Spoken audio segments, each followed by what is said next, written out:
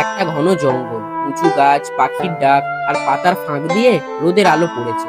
জঙ্গলের মাঝখানে একটা পুরনো ভাঙা মন্দির। সেখানে প্রতিদিন ফুল দিতে আসতো এক সুন্দরী মেয়ে। তার নাম কুসুম। সে সাহসী কিন্তু শান্ত স্বভাব। সেদিন মন্দিরের সামনে যেতেই হঠাৎ বাতাস ঠান্ডা হলো। হঠাৎ মন্দিরের সামনে এসে উপস্থিত হয় এক দানব, বড় ভয়ঙ্কর। কিন্তু তার চোখে রাগ নেই, কষ্টটাই বেশি। তুই এখানে কেন এসেছিস? আমি প্রতিদিন এখানে পূজা দিতে আসি। তুমি কে? আমি এই মন্দিরের অভিশাপ। কেউ এখানে আসে না আর। তুমি কাউকে ভয় দেখাতে চাও না, তাই না? আমাকে কেউ বুঝতে চায়নি। আমি একজনকে নিয়ে আসব, যিনি বুঝতে পারবেন। কুসুম দ্রুত জঙ্গল পেরিয়ে গ্রামের দিকে যায়। গ্রামের এক কোণে একটা ছোট্ট কুটিরে থাকেন একটা জ্ঞানী ব্রাহ্মণ। ব্রাহ্মণ বাইরে বসেছিলেন, যেন সে জানতেন যে কুসুম আসবে। গুরুজি, মন্দিরে এক দানব আছে, কিন্তু সে খারাপ না, সে কষ্ট পাচ্ছে। যে স্থান পবিত্র ছিল সেখানে দানব থাকলে বুঝতে হবে কিছু অন্যায় হয়েছে।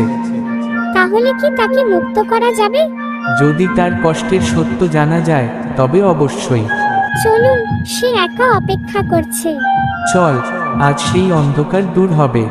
তারা সেই মন্দিরের উদ্দেশ্যে জঙ্গল পেরিয়ে যেতে থাকে। বিকেলের আলো মন্দিরের ভাঙা ছাদ দিয়ে ভেতরে পড়েছে। চারপাশ নীরব, একটা শান্ত চাপা ভার। দানব একই জায়গায় দাঁড়িয়ে। ততক্ষণে কুসুম এবং ব্রাহ্মণ সামনে এসে দাঁড়িয়েছে।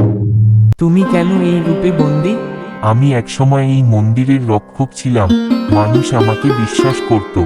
তাহলে এখন এমন কেন? একদিন কিছু লোক মন্দির লুট করতে আসে।